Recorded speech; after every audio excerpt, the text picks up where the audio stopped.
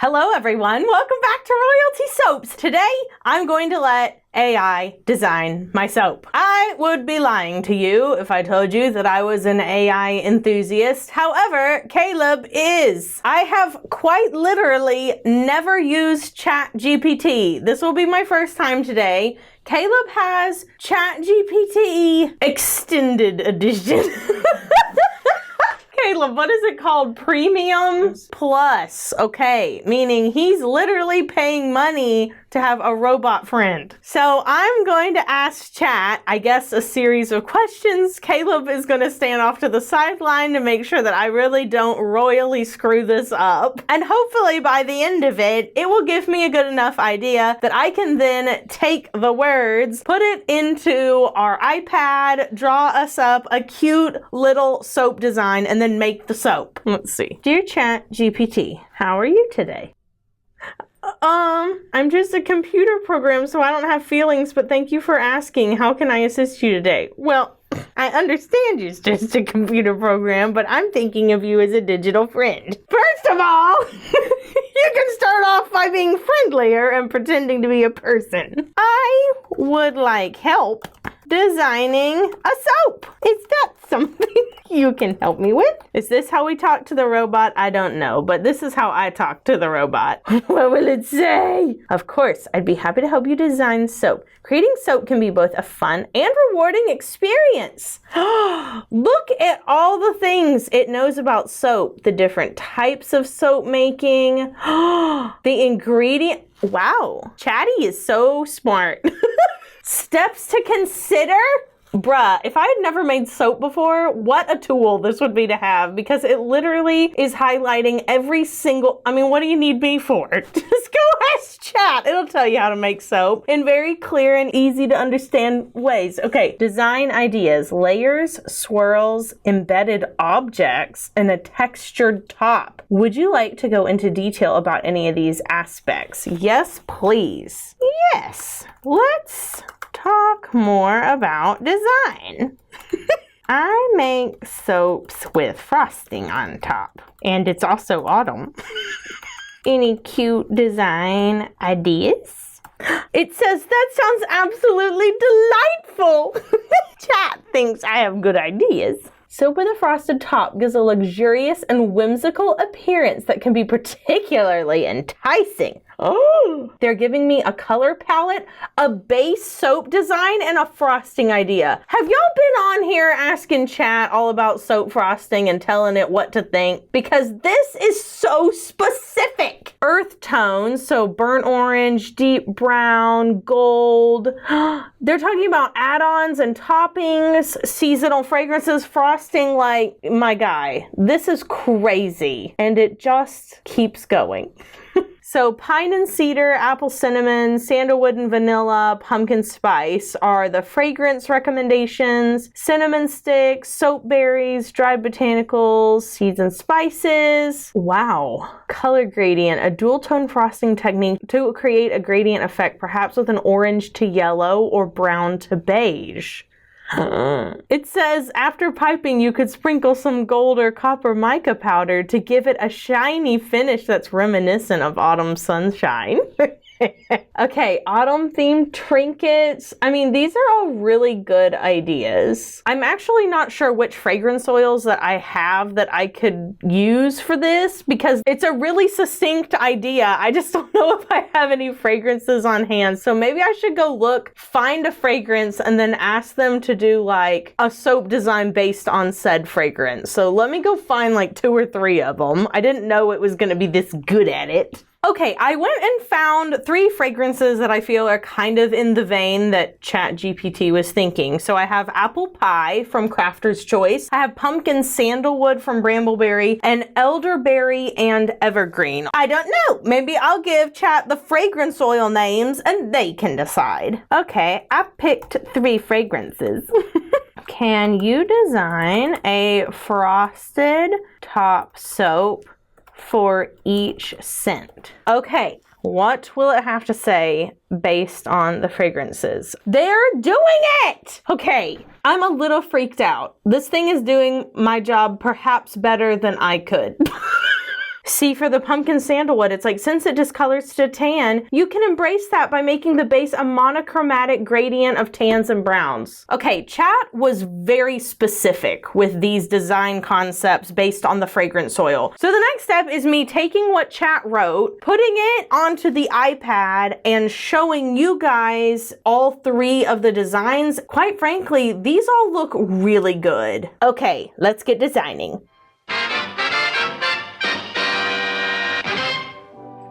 You guys, I am so excited to share with you this mobile game that I have been playing called June's Journey. It's a free hidden object mystery game that takes you all the way back to one of my favorite time periods, the Roaring 20s. I am so obsessed with like the vintage vibes, all of like the glamorous, beautiful scenes within the game. Everything is just so colorful and pretty. The story follows June Parker while she tries to solve the murder of her sister and uncovers some dark family secrets along the way. The plot has really sucked me in, you guys. I haven't gotten to the end of the game yet, but I definitely want to know how it ends. I've made it through the first 12 chapters so far, and I'm hooked. And one of my favorite parts is customizing June's mansion and garden. I'm always redecorating and like organizing all of the little areas. I just bought a stable, and if I don't have roads connecting to it, I like have to go back and purchase all the little roads. This game is perfect for anyone who loves a good murder mystery, historical fiction, the decorative arts, you know, or just some relaxing me time on the couch. So yeah, I highly recommend June's Journey. It is free to download for iOS or Android. So you can use the link down in the description, or you can scan the QR code on the screen. Once again, link is down in the bio. It is also the pinned comment. So you can go download June's Journey and start solving mysteries with me today. Thank you so much to June's Journey for sponsoring today's video.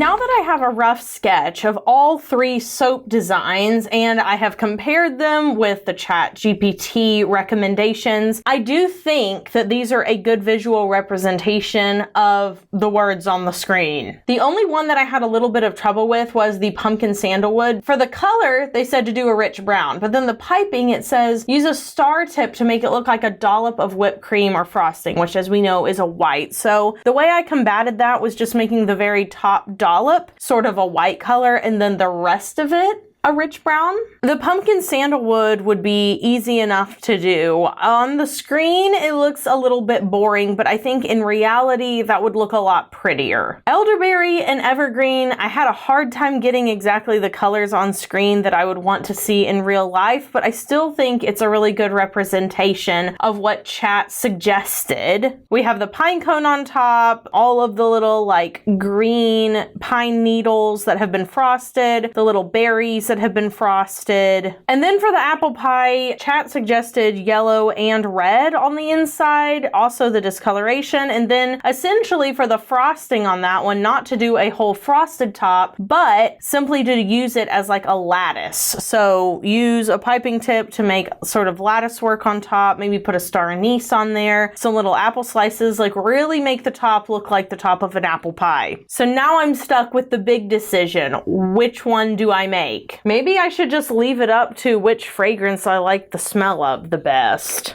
Apple pie, it's really good. But I'm also looking in this bottle and I see that I don't have a full 2 ounces. So for that reason, we're gonna knock apple pie out of the running because I just don't have enough fragrance oil.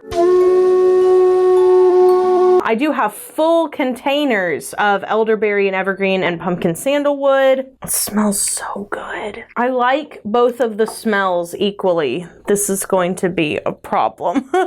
I think I'm going to choose the elderberry and evergreen because it poses more of a design challenge for me. There's some little pine needles that they suggested that I pipe, which is not something that I typically do. And also they suggested piping berries as well. So that's two different things to pipe besides just the green frosting. I also know that I happen to have some pine cone embeds left over from a soap that I made a while back. So that's really good. I won't have to make any embeds. Elderberry and evergreen it is. Let's make some soap that ChatGPT designed. Okay, we have our oils ready and our lye water solution. So I'm going to start by pouring our fragrance oil straight into the oils. Wow, that smells amazing. Then I'm going to pour my lye water solution in, give that a quick blend.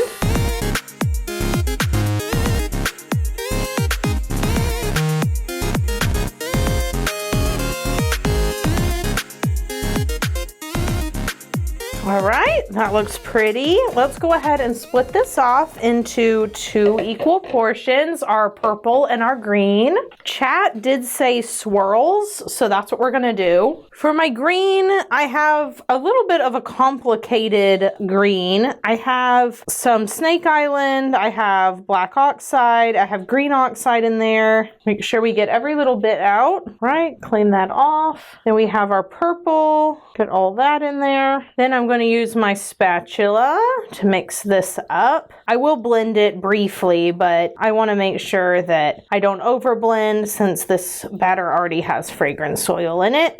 These are so pretty. Then I'm going to pour a little bit off into here and a little bit off into here. I'm going to add a little bit of titanium dioxide to both of those, and now we can blend everything fully.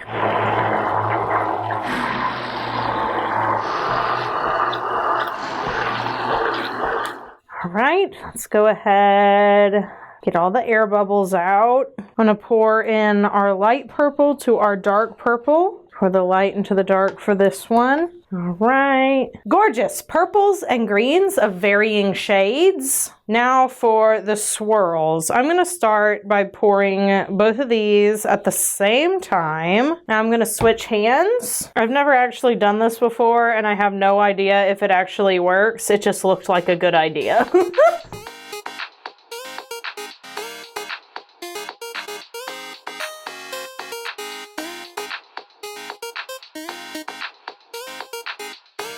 All right, put green on that side, come in with the purple, purple on this side, and then honestly just filling in any little bits on top. Alrighty, that looks mighty splendid. That is such a pretty color scheme. Y'all want to swirl the top with me? Ooh la la. This would be a really good color scheme for any sort of fig soap as well. I mean, obviously, these are the colors for my Mediterranean fig soap, but I could also see this being a good one for like brown sugar and fig. Add a little brown in there. Okay, so I have this ready. It looks stunning. I'm going to move along to the soap frosting. I have to mix up a purple berry color, a green color, and a pine needle color. So that's 3 different things in one little frosting. And then I have procured some pine cones. There's a little bit of soap sweat on these. You can see the pine cones, but watch this. If there's only a teeny tiny bit of soap sweat on your glycerin soap, you can just spritz it with rubbing alcohol and they'll look good as new. Now, if there's a lot on there, you won't be able to use that trick, but there was only a little on these. Won't they look good with the soap? Okay, we have our light green frosting ready to go with our Royalty soap frosting set. Oh no! Oh no! It occurs to me that there is no writing on the side, so how on earth am I going to know where to put? Well, we better remedy that real quick. I think because this is such a small mold, I can just make a little dot. I have been frosting a really long time, so I think if I can just do one side, I'll be able to mimic it on the other, but that was an oversight for sure.